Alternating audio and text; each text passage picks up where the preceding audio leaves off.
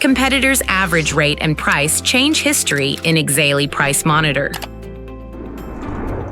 Competitors' average rate is calculated from the sum of the competitors' prices for the day divided by the number of competitors.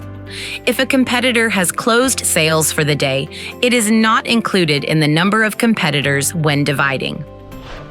In the Price Monitor, Competitors' Average Rate section, you can use a table or graph to compare the average price to the price of your property or a competitor. The table shows the same information as in the Price Monitor. Competitors' Prices section, but in a more simplified form. Align with data for your property or the required competitor. Align with the average price and an index. Index is the ratio of your average rate to that of your competitors. The information from the table is presented in the form of a chart. The chart contains the following labels: your property or competitor, competitor's average rate. Price range is a chart showing the competitors' prices from 0 to the maximum value according to the selected filters: minimum, maximum, average rate, etc. The colored area helps you to see the difference between the average rate graph and the competitors' maximum values.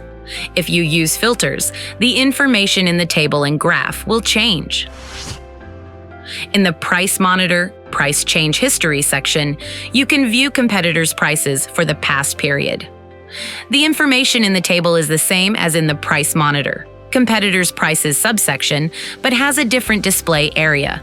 The table in Competitors' Prices shows prices for today and future dates, and in Price Change History, the prices for today and past dates.